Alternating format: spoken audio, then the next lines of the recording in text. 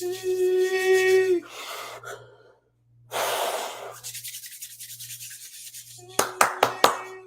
mute myself. I always do that. Let's get going. Let's get going. Let's get going. What's up? What's up, everybody? Welcome back to another live stream. It's the Late Night Show with Dr. Kojo. I am your host, Dr. Kojo, checking in today live from the heart of Texas, Dallas, Texas. Today, I feel like a Texas boy at this point. I'm like, oh boy, will I ever get back home to California? But we will be streaming later this week live from home in California. So we'll have the regular setup. I'll feel all comfortable. I'll be in my home bed. So I'm looking forward to that. But that's then. Now is now. That was then and now is now. I got distracted by my tax guy. I'm trying to get my taxes in. Last second.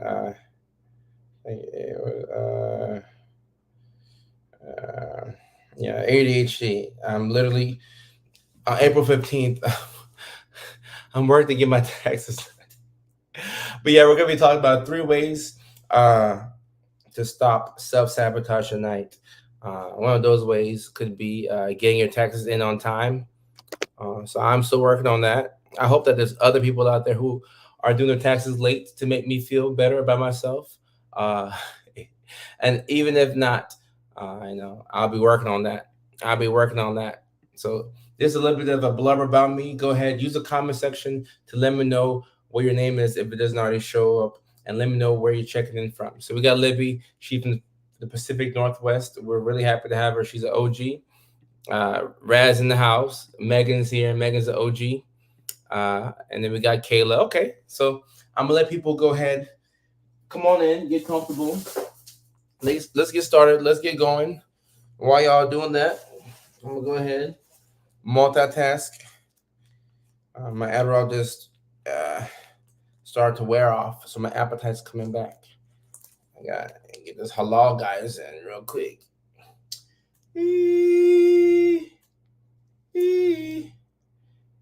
I make all these noises. Megan's from San Diego. Okay. I don't really eat on the live stream and multitask, but y'all know how it is when your meds haven't worn off and you have no appetite. Okay. Megan, San Diego. Leilani, what's up, Leilani? How you doing? She's one of our moderators.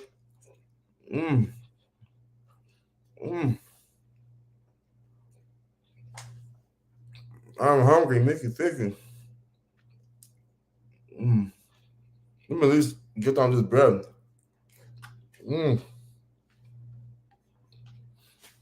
Please eat. Libby, thank you so much. Thank you, Libby.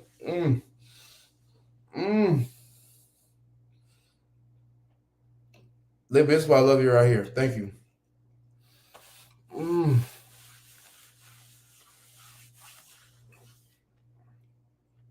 Mickey Ficky's so hungry.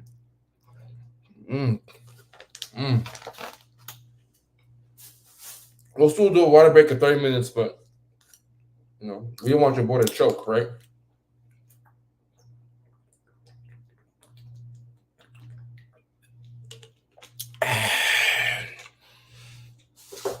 It was DoorDash.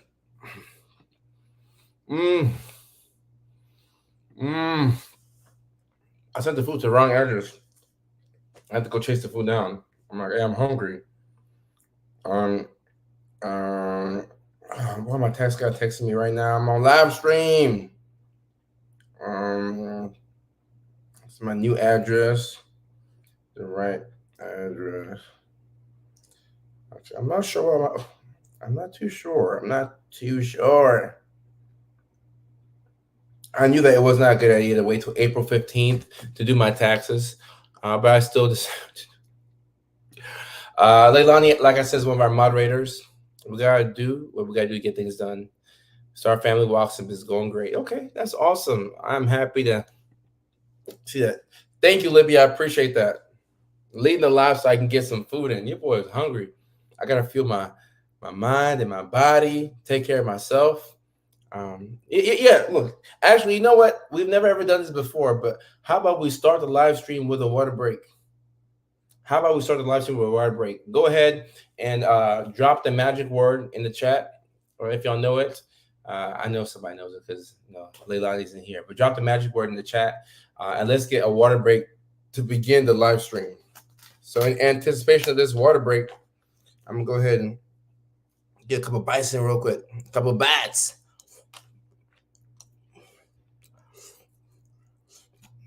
Show the bread on. Mm-hmm.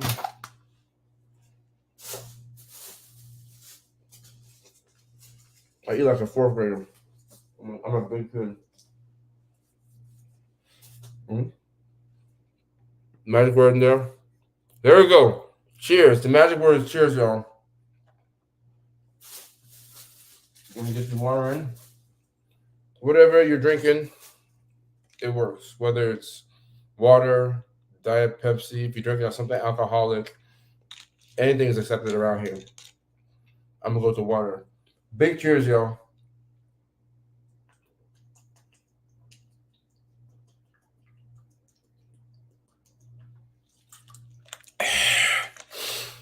Mm.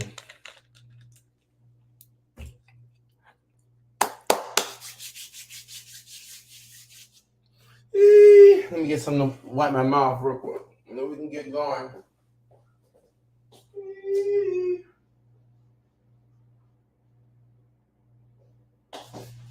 All right.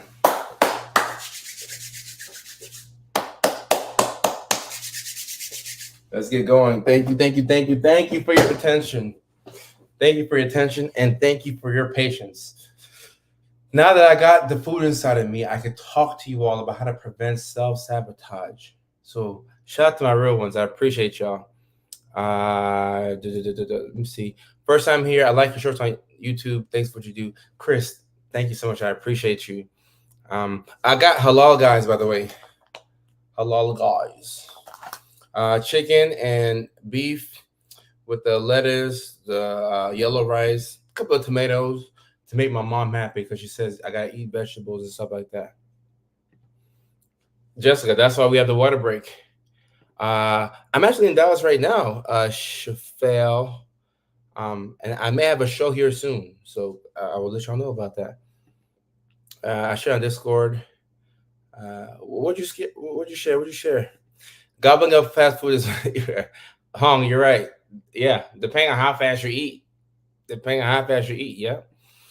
I've been a fan and a follower a long time, so I haven't caught the stream. I'm having a tough time with self-sabotage my relationships, and I have a tough time making friends. I'm sipping water now. All right, so Kat, we will use this comment and go right into it. All right, so we're talking about self-sabotage tonight. Self-sabotage. What is self-sabotage? This is when you get in your own way, and the cost is normally something that's pretty good. Good things that were meant for you, that were coming your way. All you gotta do is just sit still. All you gotta do is just lay back. It was coming to you. But you self-sabotage. You want to take things into your own power. You try to control things that were outside the controllables. And self-sabotage is, we're going to talk about it. It's helpful to identify what's the root cause of it, right? There's always, if you can trace back how you got into a jam, there's always a singular emotion that led to one thing, that led to another thing, that led to a couple of things, and then before you know it, you were so frustrated that you had to take things into your own hands, and then you did something that was not in your best interest, but you thought like you had to do it.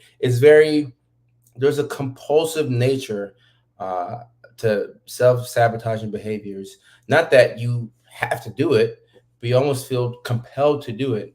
We talk about impulsivity and compulsivity, right? Impulsive is, oh, I just did it without, I just, boom, I just did it. I ain't put much thought into it. I just did. Compulsive is more so, I feel like I have to do this thing to relieve an underlying emotion, which is normally anxiety. So it's really important to know yourself and know why you do certain things, and track these things. And then we can get to the bottom of it. But we're going to be talking about 3 ways to stop self-sabotage. I've been eating halal guys in this stream, trying to clean my mouth, drink water, and all kinds of things. So we'll go ahead and get into the first thing. The first tip on how to stop Sabotaging behaviors. I'm gonna drop it right in here. I've gone pro self sabotage. Living, me too. I have a doctorate in self sabotaging behaviors myself. So I was a doctor before I was a doctor, and my first doctorate was in self sabotaging. All right. So the first tip, we're gonna become. I'm read this tip and then I'm gonna read the comments up above it because I want this to be all inclusive. Become focused on learning yourself and recognizing patterns. Knowing yourself is so key. Knowing yourself is more than just a Drake song. You have to know yourself. And you don't have to know everything about yourself, but you have to, what you know about yourself, there are certain things about ourselves that are evident and we know them to be true. Don't forget those things. If you know that you're somebody who gets anxious when you get into relationships and it tends to make things spiral out of control, you might want to take your time. Maybe you might want to take a break from relationships, or maybe you want to just have fun and do a little bit of Mickey Ficky here and there. But okay, whenever I get really committed with somebody, it flips my life upside down. I'm gonna have to take my time. Whatever the case is, you have to know yourself and recognize the patterns. Pattern recognition is so key.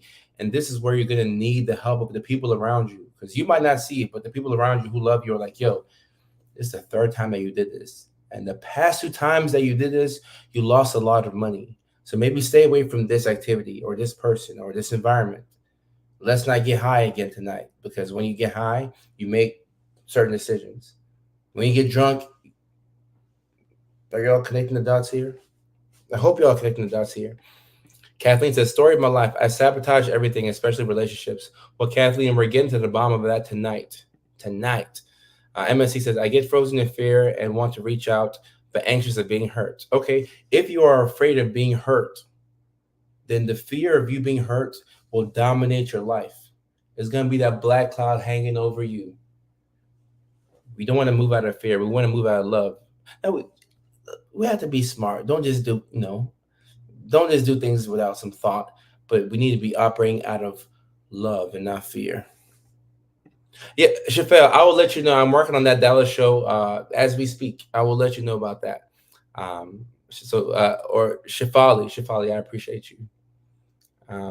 Yes, Lexi, we can ask questions in the chat for sure. I answer questions sporadically here and there. And Libby says, I don't sabotage relationships, but everything else. Yeah. Okay. Well, good. So we have one thing figured out, Libby. That's good. That's a good start. That's a good start. Diane, 60 is not too late to be diagnosed with ADD or ADHD. It's not on topic, but it's never too late for a diagnosis because you're born with a condition like ADHD. Chris says, trying to get other people's voices out of my head. That told me who I was. Chris, and Chris, you make a good point. When you're trying to learn yourself, it's really difficult when you have a lot of voices that are in your head. And for me, and I was telling a friend, I said, this year, I've spent a lot of time outside of Los Angeles. And because of that, I now love LA so much more. But I had to just kind of get away. And I did not realize I had a heart to heart, one of those come to Jesus moments where good for the mind. And he let me know, he said, Kojo, you have too many yes men around you. People just tell you yes, and people don't tell you the truth. And we had this conversation before. The first time we had this conversation, I was almost in tears, if I'm being real with y'all, because I just couldn't see things. So, Chris, I understand what you're saying here. Trying to get people's voices out of your head to figure out what you want to do and who you actually are. It's something else. And Cleveland Rocks, whoever you are, Cleveland Rocks, come on over and watch the live stream. Chantel's an OG out here. Chantel said she wants you to come through and watch with her. So come through and watch, and we would appreciate your attention on this live stream. I make up reasons why I can't make it to my appointments. So you have the self-awareness. That's key. That's key because you're recognizing the patterns. I have an ex and I want her back, but she doesn't want me. Ooh, Ezekiel. First of all, let me give you a love of the show for the transparency, the vulnerability, and the awareness. I'll give you a love of the show right here. Not tell you to take her back, but I'm applauding you for being able to say this out loud. Because sometimes we cannot say this. because of ego and pride. It's ego. You know how it is. As guys, we're like, whatever. She sucks. She sucks. I hate her. She's awful. But deep down, we want her back. But she doesn't want us anymore. So what we do after that, those decisions can send us in a spiral, and it can take years to recover from that. It can take years to recover from that. So just being able to say that, I have a lot of respect for that. A lot of respect for that. Kimberly says this whole conversation is what I've been grappling with in the last week. Kimberly, well, that's why we talk about these things. It's important to know yourself. Take note of patterns. Why not beating up yourself? There's an art to all of this. How to receive what others say without becoming attached to the struggle. It is. It is. And you may have to separate yourself for a while until you can become a bit stronger in your voice and just be more confident with how you feel about yourself. Is time blindness the real thing? It is. And Rick, just by being late to every date, you might come across a woman who um you might come across a woman who's like, oh, this guy is late to every date. He doesn't take things seriously or whatever. He's mailing it in. He's not serious. Could be self-sabotage. Man says, my self-sabotage I find comes from being burnt out desperately. From being burnt out, from desperately wanting perfection. Ooh, perfection leads to anxiety. I'll come back to that though. I will sabotage something that's working at 80% because I can't achieve 100%. So, Maddie, just by you saying that, you're able to give yourself a little bit more grace. Because the next time you get something that's working to 70 to 80%, your brain will tell you, oh, if we can't get to 100, we have to shut it down right here, right now. If we can't be perfect, we shouldn't be anything. So that's when you can fight back against your brain, which is designed to keep you alive. Your brain isn't designed to allow you to live your best life. Your brain just wants to keep you alive. So we thank our brain for what it's doing for us, and we put a couple of extra modifications on it. So you're on the money right here. What if we know the patterns we create but don't seem to want to fix them? Is that something that needs to be solved in therapy? So, Kat, yes, therapy is where you can solve the majority of these issues. I agree with that. Not everybody has the access to therapy. That's why I've come to find out when I first got online and I was making these videos. Folks were like, "Oh, what do I do?" I'm like, "Oh, just go therapy. Just talk to your therapist." And the folks like, "Well, I can't find anybody in network." I'm uh, like I had no response to that. But professionally, yes, you would work these things out in therapy. But some people are able to do these things on their own, through self reflection or maybe a good support system. But therapy, specifically CBT, cognitive behavioral therapy, helps to change the way you view things. And mindset is everything. All right, let's see. Uh, Apply these texts. I love that you can type something into the emoji, and then the emoji thing comes up. It's easy for folks like me, you know. uh, Friendships make me spiral, but I still want friends. Kathleen, this is relatable. We all need friends. We need human connection. I think the pandemic taught us that we need people. We need people both in a non-romantic sense and in a romantic sense. But we need people.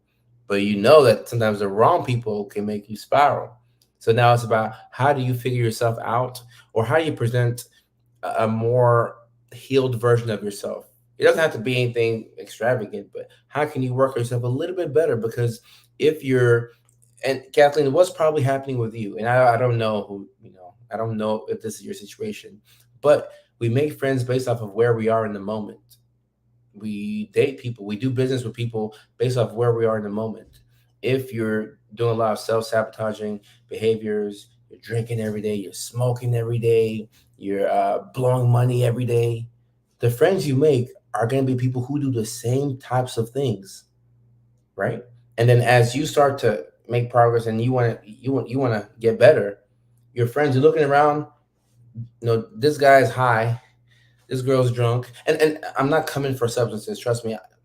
I like them too, but that person's high, that person's drunk, this person's blowing money fast, this person is in the wrong areas. So if these are your friends, you're going to be lonely when you make the self improvement. So you have to go through that period of isolation, and over time you will find new people. It's tough. It's tough. I freeze and procrastinate on work and texting friends when I'm scared they're not going to like my effort. I don't know how to fix it. Well, Lexi, in this situation, you really, really care about what they think about you. And we do have to, you know, we should be caring about what the people closest to us think of us, but not so much to the point where we value their opinions over ours, right? And a true friend will see that you're making an effort. And even if your effort falls short, a true friend can look at your intent and say, "Oh, Lexi tried her best. All right, Lexi, come on. We appreciate you." Versus somebody who will make you feel like you're never good enough. You're never good enough. Never good enough. It's a tough way to live. And a lot of people experience that. Time and place for being. And Libby, I am happy that uh, you said this. Somebody, because people have been DMing me talking about, oh, so you don't smoke? You don't like. I said, I said, I didn't say that. I just provided the evidence based information. And the guy was like, "Oh, so you'll never let your kids smoke?" I said, "I cannot control what my kids do or don't do. But if my child came up to me and like, Dad, I want to smoke," I would say, "Hey, I would hope that you wouldn't smoke. But if you did, I would hope that you would wait until you're at least 26 years old, 25, 26, when the majority of your brain is developed, and then you're on vacation in Jamaica, for a week on a cruise, and you get faded and blasted, and you come back to the States and you start to work. You, you can do that, and technically you may not have, like Libby said, you can argue that there's a time and a place to get faded, but I'm talking about when this is every single day. I think people know what I'm talking about, but I still have to break it down so we know it's a nuanced thing. But when it's every single day, when you're able to show up to work and do your responsibilities and your relationship is failing because of a substance, that's when we know. That's when we clearly know that it's not helpful, right? Uh, and Libby, I would do the same too. I don't know if that's saying a lot, but yeah, uh, I would do the same. But my kids, I want them to be as abstinent as possible for as long as possible. Uh, you know, I'm in college, and if I can't get an A, I basically write myself off. So, Kat, you could be a bit kinder to yourself. There's a lot of people in this chat right here who are college graduates who are not straight A students. I'm a college graduate. I ain't no straight A student. I just did the best that I could, and I'm happy I got my degrees. Um, Butterflies XOX. I appreciate your shorts. It's so helpful to feel validated after a lifetime of feeling like an outsider. I was diagnosed after my son. I relate to his struggles and then realized why. Butterflies XOX. I appreciate you. And a lot of my content is centered around making people okay with who they are. When you don't feel okay with who you are, you will do things to compensate. A lot of self-sabotaging behaviors come from that. So the way people feel is important. I don't think we realize that, or even me, I forget how important it is for people to feel a certain way. We can't trust feelings though, but it is important to feel a certain way for the majority of the time. Let me get another comment. Yeah, Libby, I agree with this. Cheryl Clark, how you doing, Cheryl? How you doing? I know I self sabotage because one of my parents is a big narcissist because I got called stupid in school by teachers. And look, you're breaking it down. You're seeing why you self sabotage. It's one thing to self sabotage. Is another thing to know why. Because if you know that you do it, and you don't know why. You're stuck in this purgatory where it's like, all right, I know I'm not supposed to be doing this. I know it's not helping me out, but I just can't figure why. And that part that feels helpless. So once you start to connect the dots, you're like, this is why I do what I do. Kathleen, we could. I'm a tax guy. Um, okay. Can you just give me 30 minutes and I'll give you my information. My goodness.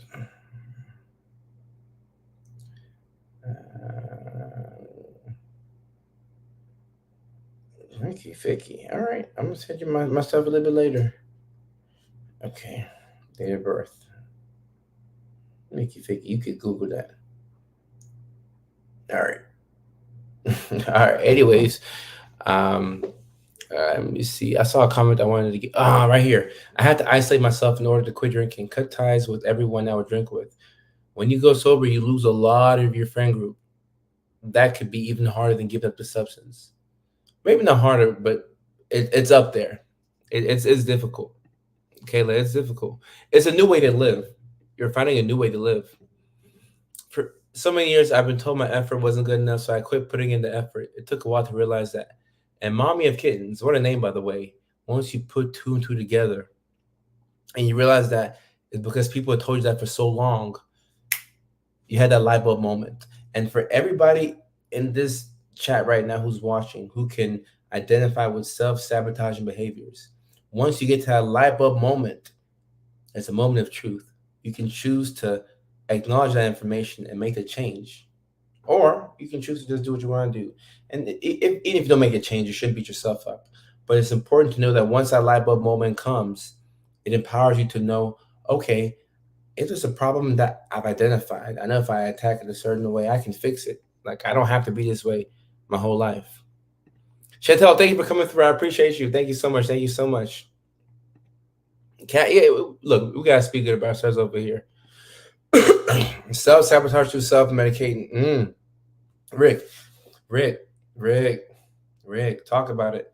I posted a video, I think last week, about a guy who I stitched it. He was talking about how alcohol makes him feel normal, and he's autistic. And he said that he's an alcoholic or he struggles with alcohol. And same thing his dad did. Same thing his grandfather. His whole all the men in his family they struggle with alcohol, and they were also autistic as well. And when the substances help to take you away from reality, and it creates an alternate reality where you can kind of be yourself and you have more fun, it's tough to go back to reality because you have the substances and you have reality. You're like, I don't like real life. Real life boring, and then you're looking at the other life. So it's very difficult. And this is I try my best to explain to some people, even my parents. I had to tell my parents. I had this conversation with my mom. I said, Mom, not everybody chooses to use because they want to be cool. Sometimes some people use because when they use whatever their life becomes, even though there's like downsides to it, in the moment, it takes you from where you are right now and it enhances your life. I'm not condoning it, but at least it's important to know why people do the things that they do. Reality is boring, overstimulating. Maddie, I agree with that. And I have to put tweaks into my environment to make it fun and not overstimulating. You can have fun and it can be like where it's not too much for you. You have to put some thought into it. The substances is there for us, much easier. Some of my best day, and Christine, ooh, we gotta talk about this because a lot of creatives, a lot of their best work has come, off of, you know, alcohol, marijuana, some type of sub illicit substance, and we celebrate them for it. So you're kind of reinforcing, hey, we love that album you put out. Can you give us a sophomore album? Well, what did that person do to get that first album going? you know, have you ever self sabotaged in the beginning stages of a relationship? I really like this new person in my life, but I self sabotage in so many different ways. So, Starlight, you came to the right stream at the right time. All right, I got you. I got you. So, the first tip was what was the first tip? Because I don't want you to self sabotage this new potential relationship. This could be your person, or it could just be, a fun, makey, ficky time. But let's not self sabotage. The first step was become focused on learning yourself and recognizing new patterns. Okay. The second step, Starlight, write it out. Write it out. So, Starlight, don't think about this person for a quick second. Put them to the side. Think back to the past times that you've been self-sabotaging. Write it out. Write out what you did. Okay, we're gonna get very, very vulnerable here. Write out what you did, and write out what the consequence of those actions were. It helps to have it out on a sheet of paper and say, oh, because of what happened to me on this day, I felt like this and I did that to compensate with it. And all of these things happened because of it. You're going to break it down. And when you have a whole sheet of paper and you're looking at it like, wow, I did not know that I did all these different things and it was tied back to that one singular emotion. Ah, the next time I feel frustrated, the next time I feel anxious, next time I feel that emotion, I have a choice to either do what I did in the past, which will lead to X, Y, and Z, and I could lose the person I like, or I can sit in the discomfort of that emotion. That's really hard. Normally, we can't just sit there. We have to kind of find something to replace the maladaptive behaviors. But if you can sit there, you're sitting there. Sitting is better than self sabotaging. So it's a start. It's a start. It's a start. Starlight, you're the go to. You're the go to because you realize a problem and you're on your way to fixing it. You're well on your way to fixing it. I'm very happy for you, Starlight. I'm very happy. If this relationship doesn't work out, I mean, maybe it wasn't your person, but you don't want it to not work out because you didn't do what you needed to do. Because then as you move into the future, you're not gonna. It's gonna be harder to look back at that relationship and say, ah, you have a lot of regret. I didn't give it my best. Ah, self sabotage. Maybe that wasn't your person anyway, but now you're stuck in the past, perseverating about a situation that wasn't maybe supposed to ever work out. But because you didn't give it your all, you weren't able to decipher if it was due to you not doing what you should have been doing, or if that was just how things were supposed to roll. So you see what I'm saying here? What's the best way to deal with a friend who can't forgive? A friend who can't forgive. So you cannot pull forgiveness from somebody else. You can't. So if somebody who cannot forgive you or forgive themselves, encourage them. You'd want for them to do well for themselves. But once you liberate yourself from the responsibility of having to get something out of them, I think it becomes a lot easier. Um, Christine, so I mean, look, I knew this where I used to work in the psych wards like years back. I knew that a lot of psychosis, especially the substance induced psychosis, was coming from substances like marijuana. And now there's evidence that shows that even in people who don't have a family history of schizophrenia disorder or bipolar disorder, that, depending on when you started, how often you use it, how long you use it for, it could increase your risk for thought disorders like schizophrenia. It doesn't mean that you're gonna, hear voices. It just means that the risk is a little bit higher. So keep in mind, 1% of the population in the United States has schizophrenia. So it's not like, oh, it's not as common as you think it could be. But the substances do. Weed, marijuana, does increase your risk for psychosis and thought disorders. I sabotage myself when I feel like a conversation I need or want to have with someone, and I feel as though their side of the conversation will be negative, and my RSC takes over. You can trace it back to something. That's key. And then my mood gets all huffy puffy because of the practice conversation in my head that occurs. And when you can identify this, then we know that as our relationship with rejection improves, our ability to regulate our emotions when that rejection comes is not if. Life is going to reject all of us at some point. Rejection is just a recurring theme in life. So the next time rejection happens, you're just at a better emotion. Your emotional foundation is stronger. Mm. Like you're putting things together tonight, or I mean, if you're watching on the back end, but we're putting things together, and it's gonna start getting scary where we make all these changes, and we're like, oh wow, I didn't know I could get out of my own way. This is exciting, and then it builds like a cumulative effect. You just keep going and going. Tony, thank you for asking. My day was good today. I got a little frustrated towards the end because I ordered my DoorDash to the wrong address. I was already hungry, and I'm like, I'm late for the live stream, but we made it work. We made it work. How was your day, Tony? How was your day? Oh, it's time for the Oh, all right, okay. So it's time for the second water break. So go ahead, get your water out. Whatever you're sipping on, water, apple juice, grape juice, Moscato, whatever you got. Big cheers, y'all.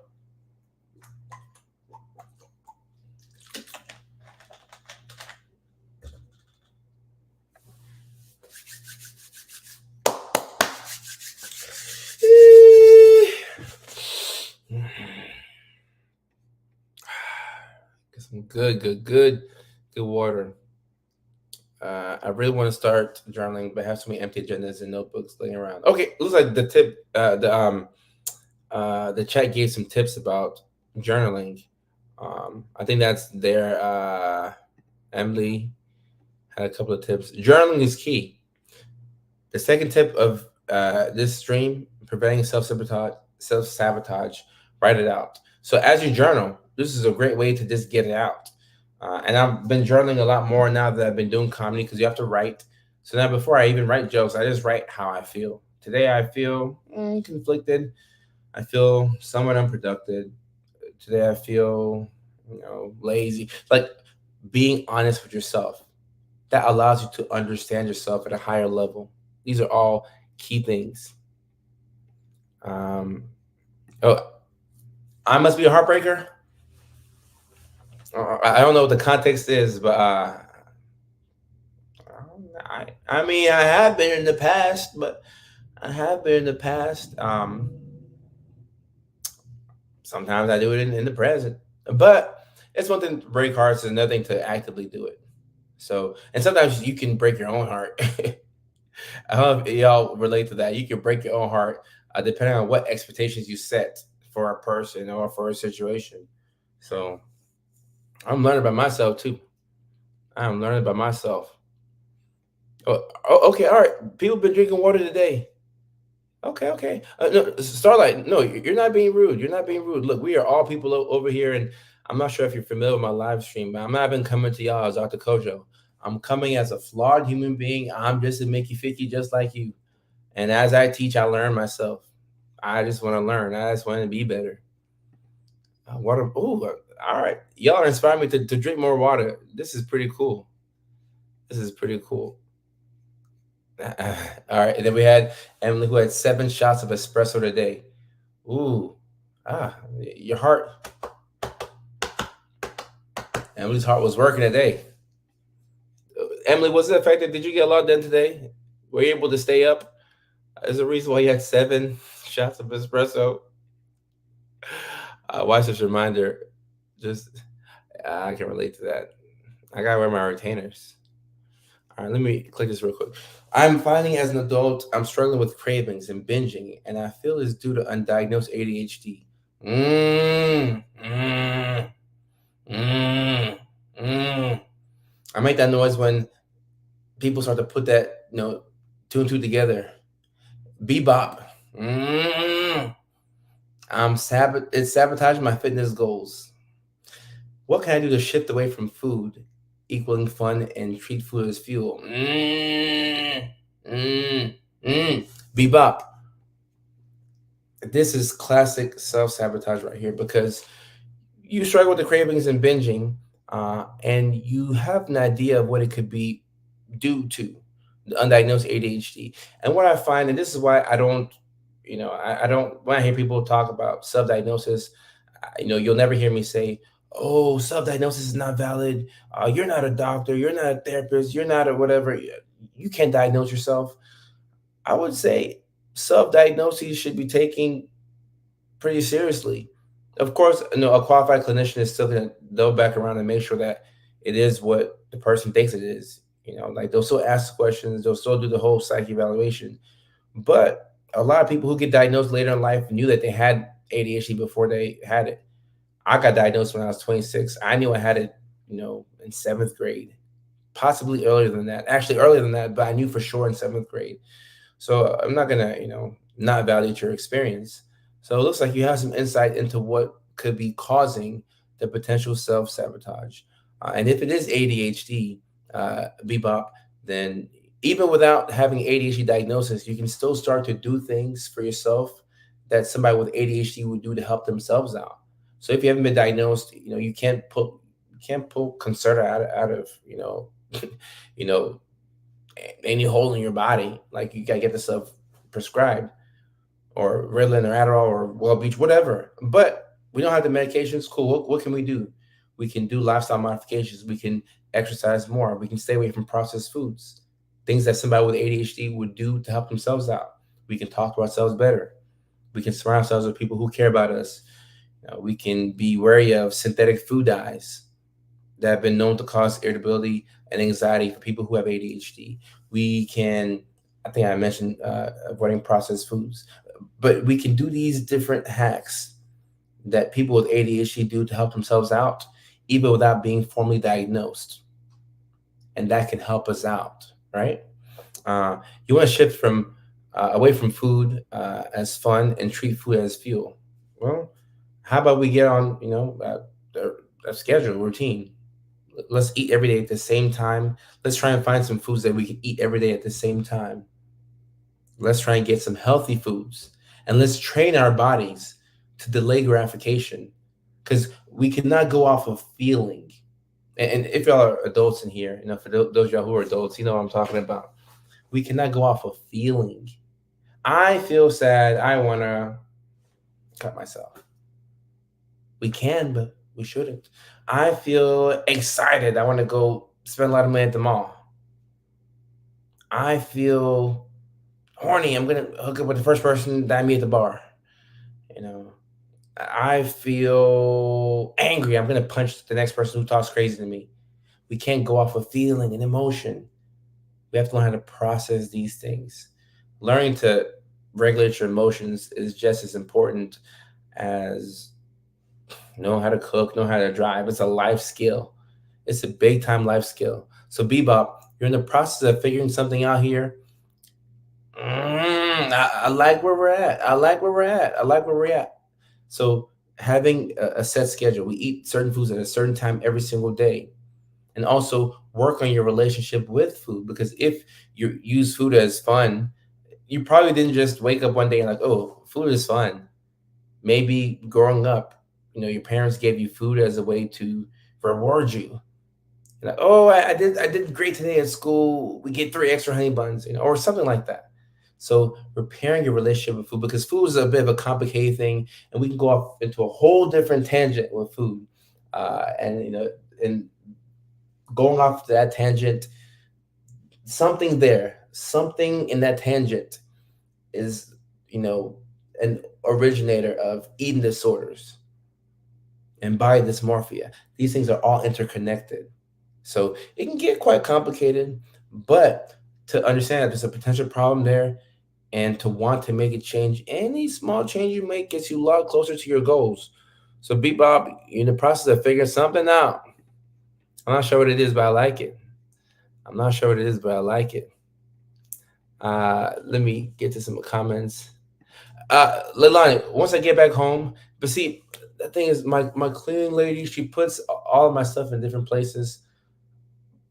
But I mean, I don't know. Like, so I gotta find a water bottle, But like, the alternative is my house being dirty, and I need my place to be clean. But maybe I need to find that water bottle. That water bottle was amazing, and shout out to Kendra for getting me that. That was an amazing water bottle. Uh, only had 2 cups of coffee. Okay, I had one. I had one. Someone said BPD, and we can all. Yeah, I agree. There's no medication that's like better than the other. Uh, it's based off the person. So if Adderall didn't work, go back to your doctor. They can try Vyvanse, Concerta, or Wellbutrin or Strattera. There's so many different options. So unfortunately, this is trial and error, Starlight. It can get frustrating, but you will find your regimen of meds. I started my journey 8th of May, live in UK, so no recreational medicine, getting diagnosed and getting my script. Yee. Medicine for 10 years clean from opioids. Yee. Hey, William, congratulations. Congrats. I love it, the show right there, William. 10 years off of opioids, bro. Congratulations. Congratulations, bro. But I need my weed. I can relate to you. I can relate to you. I can relate, and don't judge yourself. Don't judge yourself. Don't judge yourself. And sick of sneaking behind trees to smoke it, knowing I'm and William. A lot of folks would be surprised to find out that I believe. I mean, I'm not sure how they do it in the UK. I believe we should legalize, cannabis, but then tax it and just educate the public. Same way alcohol is legal. Educate the public and let them know the dangers of it, potential benefits, but let them know it's not as harmless as people make it out to be. But for people to be, like you said, you're 40 years old, you're having to sneaking behind trees. Like, William, I'm picturing you right now somewhere in the UK, somewhere in London, bro. I can see you right now. You're out there like this, like you're hiding behind a tree, hiding behind a sequoia tree. You got your joint rolled up or whatever y'all smoke in England, and you're a grown man and you're having to hide, uh, which is kind of ridiculous. They should just legalize it, but they should let people know that it's not as harmless as they think, and educate the public about what can happen. Kids need to know, so kids don't just start indulging in it. But as a grown man, you should not.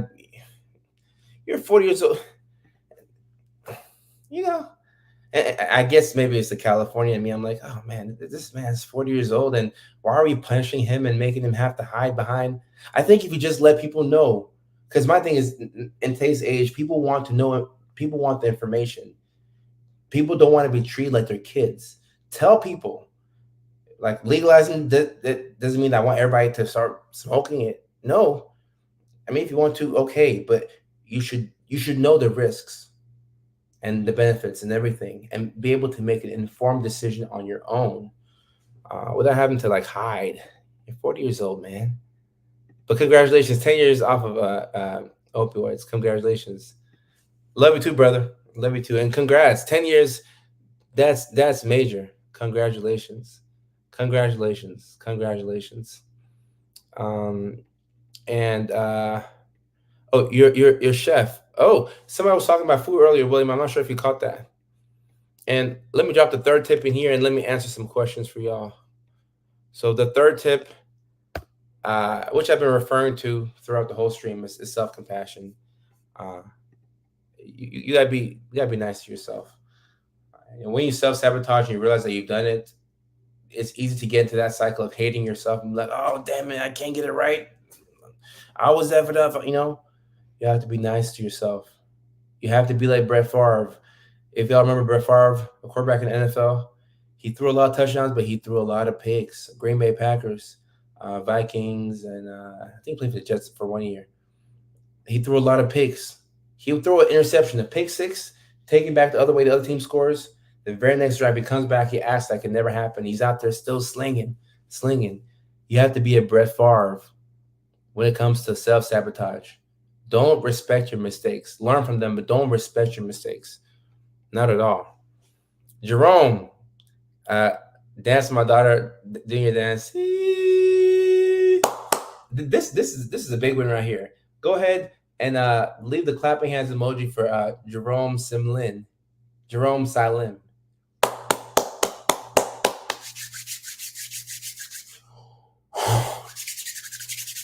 Love the show. When the house is clean, we can all attest to this. When the house is clean, every spot, every nook and cranny is all like clear. Your mental so you, you can just think and you can relax. And now I realize why my mom was so pissed when she come home and the house is dirty, because that doesn't make anybody feel good. It's ridiculous. It's the worst. It's the worst.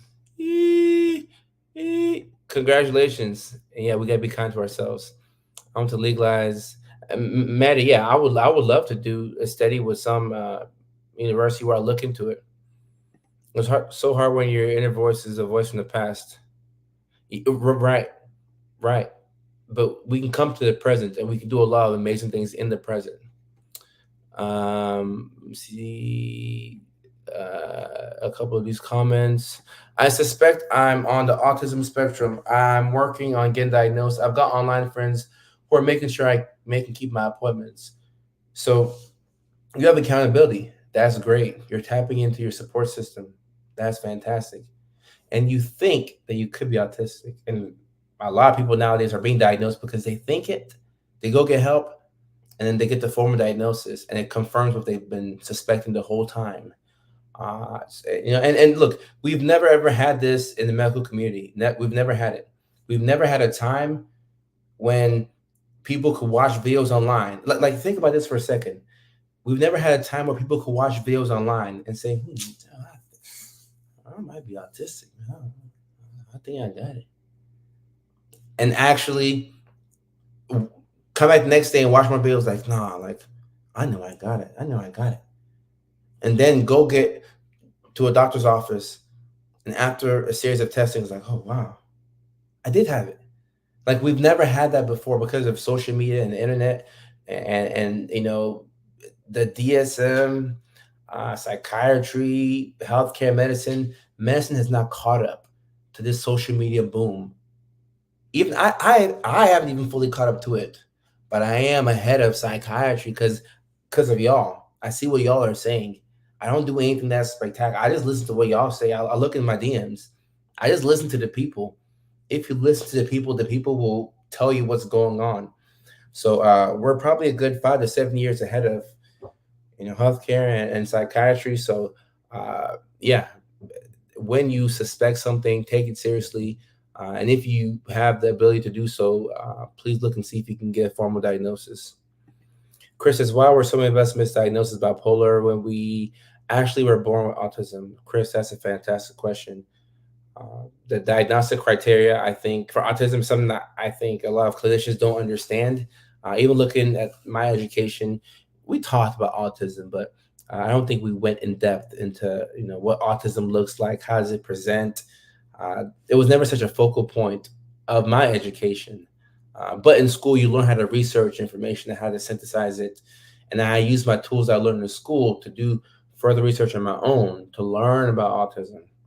But look at the symptoms of bipolar, right? You can have depression and bipolar. You can have hypomania. And when you're hypomanic, you're really locked into a specific thing that could look like a hyper fixation, or it could look like a special interest, but you might be manic. So the symptoms could, sometimes it's conflated if we don't know what's going on. People could have you could be autistic and have bipolar disorder as well. So I think that it's important. Whatever diagnosis you get, it's important to ask your provider. Can you just tell me why you diagnosed me with bipolar disorder? That's not such a that's not too big of a ask. Now there are some providers out there that have a big ego and they feel like they're the big boss dog, and they're like, look, you're bipolar too. Do you want the Lamictal or not? Do you want this Alexa, or are you gonna get out of my office? I'm sure there's people out there. I mean, I'm not like that, but when you know, this depends on, like, sometimes I don't know how else to say it, but sometimes people in the profession feel like they have like these big balls and nobody can tell them anything. But I mean, if somebody asks me why I gave a diagnosis, like, I'd love to tell you, and I could be wrong. I'm just human. I could be wrong. I could be wrong. Impulsive spending on my newfound hobbies. Managed to dial down to three. William, this I missed this comment earlier, but I love this because all right, you have a couple of hobbies. Maybe you have five, six, seven, and like they all cost you. Bring it down to three. You can still impulsively spend on one, two, or three hobbies, and it's still better than where you were. We don't want to try and get it all back in one day. We just want to do the best that we can.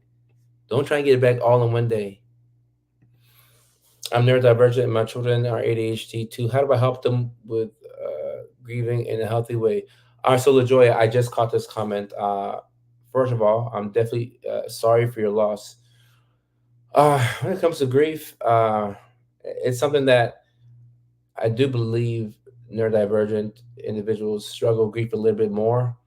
But then on the other hand, I don't know who is able to process grief in the perfect way. I don't think there is a, a proper way to process grief. And your children. And LaJoya, I'm not sure how many kids you have, two or three, or you said children, so I'm assuming it's not just one. But it would be helpful. And look, this is tough for kids. It's tough for you, but it's extremely difficult for kids who are trying to wrap their heads around their father being gone. My goodness, what a horrible thing. I would say talk to each child. Of course, talk to them in a group, but allow each child to grieve in their own specific way. You want them to go through it, not around it. Because when you evade the grief, you actually come back around to it eventually. How do you evade the grief? Just avoid it. I'm not gonna think about it. I ain't gonna think about it. Or substances, or you just like you're in straight denial to where you're like, oh, like you just minimize everything. You want to allow yourself included. Don't forget, you're also a person who's going through this for the first time. You know, so allow not only you but your kids to grieve in their own specific ways. Try to reduce the shame around the ways in which they grieve and how long they grieve. I think that that's key because sometimes people think that there's a certain way to grieve. I don't look. I in my bio I put Hollywood mental health expert, but I will tell you I don't know the proper way to grieve. I have no idea. I have LaJoy. I have no idea. I just know that your best is good enough, and you are doing the best that you can with a very unfortunate situation. And then as you go on, you find new and different and more beautiful ways to grieve. Uh, so like do it in your own way, and also allow each of the kids to go through their own way of grieving. Oh, five girls, five girls. Okay, yeah, let them grieve in their own way, but don't because sometimes the way that we grieve, like when people do things differently from how we do it, we're like, like I'm going through it. It looks like you don't even care, or even amongst the girls, like why do two girls, why are they really affected by it, and then the other three are more so nonchalant? Everybody has to go through it in their own way, including yourself. So, like I said, there's no correct way. And when it comes to grieving, it's more so of this. It's a brave thing to put yourself up to grieve. It's a brave thing. So give yourself credit for just attempting to find new ways to grieve and not being so focused on the outcome, or not trying to, grieve in a certain way to, because you want to be strong for your girls, yeah, but you also have to do you as well. If that makes sense. Oh, that makes sense. Okay. Um, but yeah, so sorry for your loss, LaJoya. Um, and Maddie says you can be autistic and have bipolar disorder. Hello, hi, it's me, Maddie. Well, welcome to the community. You're always welcome out here, and it's helpful because when you say this, a lot of people who are in the chat and on the stream, people don't know that you can be autistic and have bipolar at the same time. And like obviously, like I'm coming from like my background medically, so I could go years without opening up a medical book. I could be making skits and living my life, but like that information would never escape me. But some people just never know, because they think, oh, like it's one or the other. No, you can have autism and you can also have bipolar disorder, and you can even throw some PTSD and anxiety on top of that. And a lot of conditions are comorbid, meaning that it's not just that one thing. Especially with autism, at least what I found, it's not just that one thing. Um, it's almost always some anxiety and or depression added to it, um, and a lot of times there's trauma, especially when you go undiagnosed for so long. That's just that's a traumatic experience. That right there is traumatic. Now, some people, it depends on how people process it, but I do believe that that's a form of trauma. I'm on the autism spectrum. I battle with mild depression from time to time. Dana, that's just what I was saying earlier, and just what I was saying earlier. Let me see. I knew at 2.5. Yeah. So, sometimes you just know. Leilani is not a doctor, but she knows because she can use her past experiences. And when you know what something looks like, you just kind of know. So a lot of times, of course, like I have to go off of a diagnostic criteria before I can like formally diagnose somebody. But just by the way somebody walks in, I can just pick up that vibe. I can just pick up. I'm not saying I can pick up an autistic vibe because I actually can't sometimes. The majority of times I can't. But you get deep into conversation, and you're like, oh, hold up. Then something in your head goes like, oh, that person might be okay. And then you start to ask more questions. And then, oh, okay. And then, you go from there. Also diagnosed at 37. Ah, Dana. Ah, mm, mm. And LaJoya, yeah, we are all here for you in this community. I don't think I've seen you in this live stream before, but this is a very supportive community. And it may not feel that way because you don't know everybody, but the energy in here is right. That's one of the things that I'm most proud of in this community. Uh, Whether it's an election year like this year, which I hate, or a non-election year, or regardless of whatever's happening in the news, we're able to come here together and put aside our differences. Um, and Lana says, I'm dealing with grieving too. I've cried half my day away. I was triggered today by my 4 miscarriages. Uh, ah, Lana, sorry to hear about that. And I think I forgot where I heard this, but somebody said that grief is the price of love. It absolutely crushed me. I was like, oh, I heard that quote and I wasn't even feeling sad. I was like, oh my gosh, I feel sad now because I have so many things. There's so many people I love and I don't want to grieve. And there's never a perfect time to grieve, but it's the price of love. And now I'm getting sad again. Now I'm getting sad again. LaJoya, we're very happy to have you here. We appreciate you. In the 80s, we could tell other autistics, but who could hear the Jessica, this is funny. Uh, yeah, I agree with this one as well. And also, this is the Discord server right here. Um, a great way for everybody to stay in touch with each other. And also, this is normally where I or Leilani or somebody would post an announcement like, "Oh, I'm running late," or "I'm going live," or "bonus live," or so on and so forth. Um, I feel being autistic. I feel bipolar, being autistic, ADHD, and PTSD. Okay, I know what you mean. Like up and down. Bipolar disorders is a different thing, but I know what you mean. The mood, fluctuations, and also sometimes life.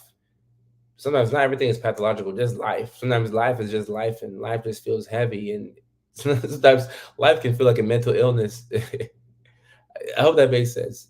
You know, Dana, I appreciate you, and I love you, and I appreciate you a lot as well. And I don't even use the term "I love you" like loosely, but when it comes to my community, like there's this bond that I really feel because it's like the internet or the algorithm has brought us together. Let me actually my TikTokers. I haven't been replying to y'all. I'll go live on TikTok shortly here and give TikTok their undivided attention. But yeah, this community means a lot to me, and I feel so human doing these live streams because we're all humans having a human experience. But at the end of the day, you strip away accolades and people's race and gender. We're all just humans trying to get through this life and enjoy our time here. And when we are afflicted with certain things or the similar things, then it kind of draws us to each other because there's a certain bipolar experience and there's an ADHD experience, there's an autistic experience, there's an anxious experience, there's a schizophrenic experience, there's a trauma experience, and when you take all these things together and you mix them up and then you just put it all out there, just your story will connect you to somebody who is nothing like you, but has experienced the same things or similar things that you've experienced. That's dope as hell. To me, I think that's dope. I think that's dope. TikTok is where, yeah, oh yeah, TikTok is where I started off, and they have talks about banning the app or whatever, and obviously I've grown my platform on other platforms, but I'm very grateful for what TikTok has done for my life. I think about that multiple times a week. Just a lot of gratitude for TikTok and the platform. I really appreciate them. LaJoy, I love you too. I appreciate you. Thank you so much. I appreciate you. Yeah, Aaliyah, we're just having a human experience. It's very humbling because sometimes, we all have those days where like we feel invincible, everything, like everything is amazing. We have those days where I'm on top of it. I'm the king of this. And you have other days where it's like, man, I feel like I feel like a grain of sand. Like I feel smaller than an ant. But we all can relate with certain things that we experience, which allows us to know that we're human. And that allows us to be compassionate towards ourselves. Aaron, I'm still hanging in. I had my first counseling appointment in a decade. Congratulations on that. Congrats on that. Not feeling it, but I'm going to give it a shot. Counseling and therapist dismissed my concerns about autism ADHD and convinced me to try harder, which is why I'm in such a bad burnout right now. Well, Aaron, sorry to hear that, Aaron, first and foremost. I'm sorry to hear that. And I also want to mention that a lot of this is hard for people to understand, but a lot of therapists and counselors or doctors, they they don't understand ADHD and autism, um, and other conditions. But for some reason, ADHD and autism are quite difficult for people to understand. And you also keep in mind, Aaron, people. This is why anytime I'm going live so much more often now. I'll be on live again tomorrow, uh, and I'm seeing patients now, and then I'll go time when I see patients. I'll see patients again. If I'm ever seeing patients, I have to realize that where I'm at emotionally, where I'm at mentally, I have to monitor that for them, or else I'm gonna project. I'm gonna give you a bit of where I am at that moment. How can I help heal somebody and I'm not emotionally centered? But we're humans.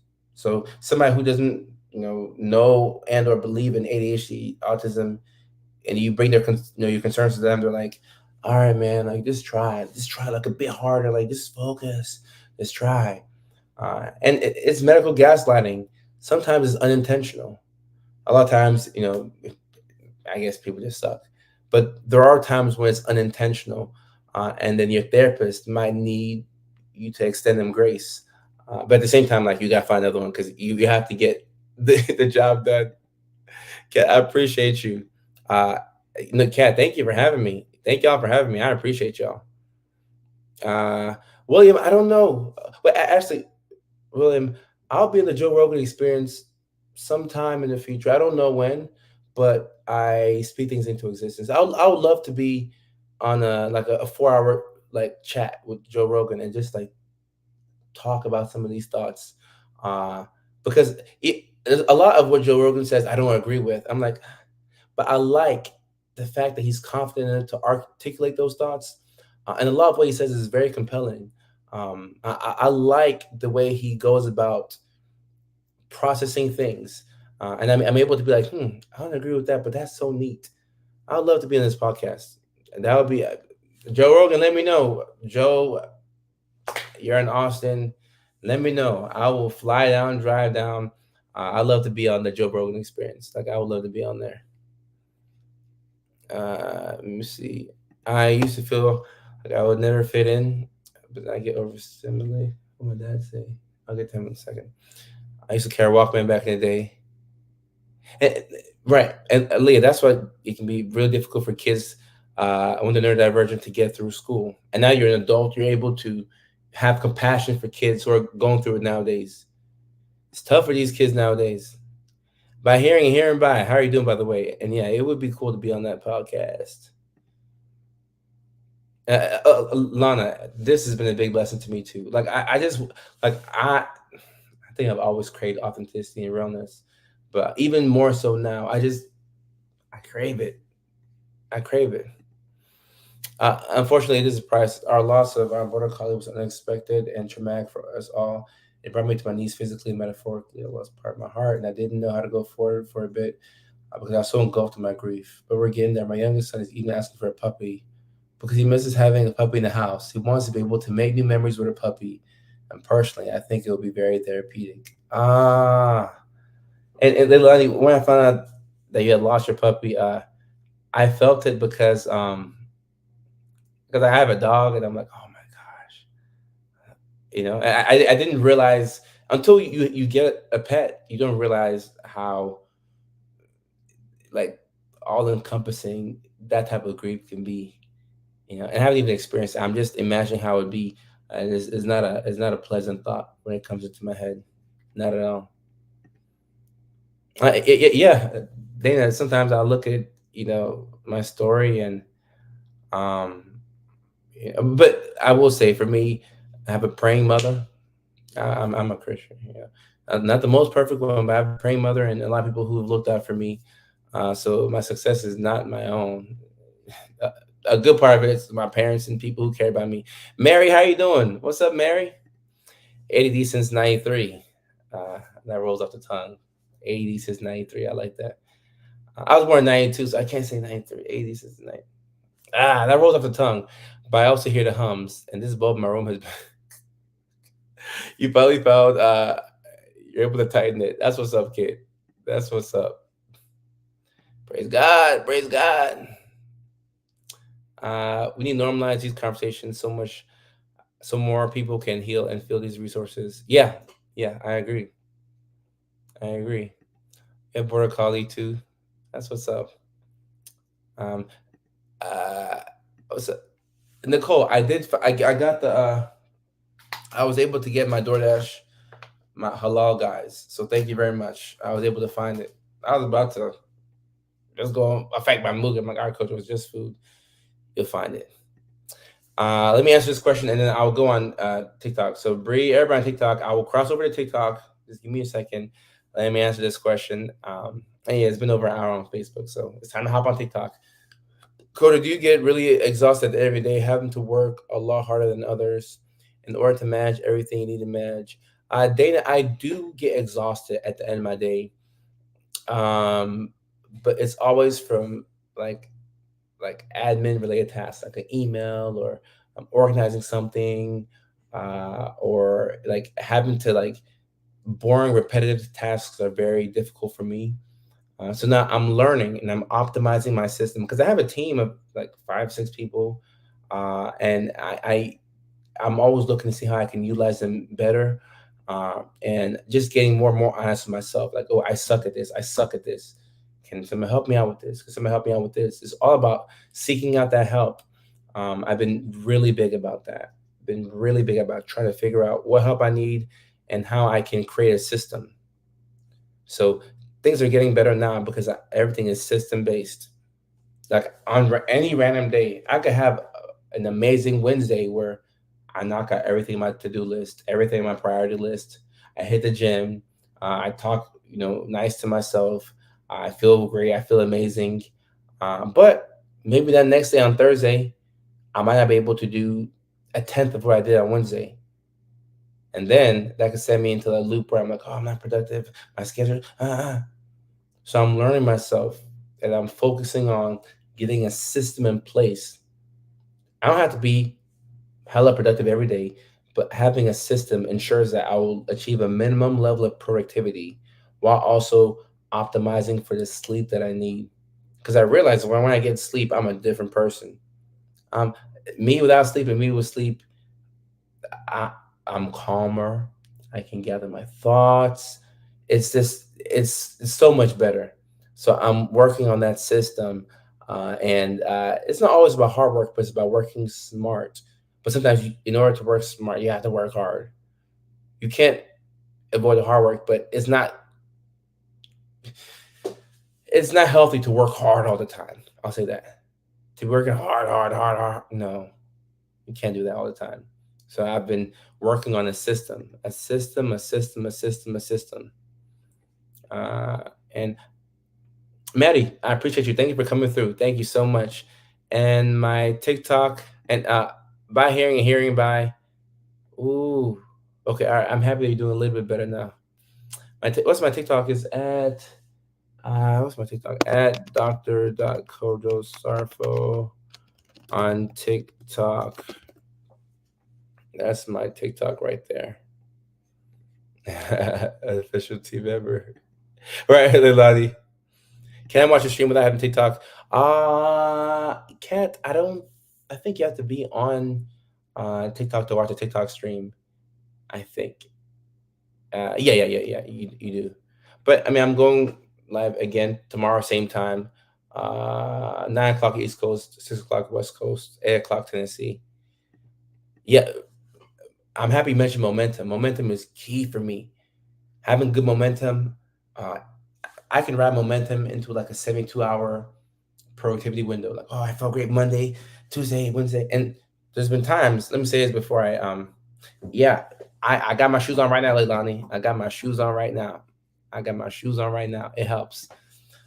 But to William's point, there have been times when I've had a great Monday, Tuesday, and Wednesday, and I've been so productive and ahead of schedule that I allow myself to rest Thursday and Friday. I don't do it often, but I've done it before, and I'm so proud of myself for doing that. Because old coach would have been like, "Nah, we have to push hard." No, it's a long game. You did great Monday, Tuesday, Wednesday. You can rest Thursday and Friday. The fact that it's okay to rest, and the fact that I'm resting and not pulling out my hair, I mean the little hair that I have, I'm not pulling out my hair because I rested. That's huge for me. It's huge for me. So I'm very proud of that. And Lana, I got my aura ring. So I'm super proud of that. So all right, y'all. This is a great live stream. Same time tomorrow, same place. I'll be excited for it. I'll be looking forward to it. And we'll keep the party jumping on TikTok. So I'm gonna go pee real quick, and in about 2 3 minutes, I'll be on TikTok. We'll get the music going. We'll be vibing. So if you're watching on TikTok, just come back in like 5 minutes. I'll be on TikTok. So what's tomorrow's topic? Tomorrow. Uh, Leilani, you know what? You pick it. So Leilani, you pick the topic tomorrow, and then Wednesday we'll go back to the speed dating. Uh, all right. See y'all TikTok. Love y'all.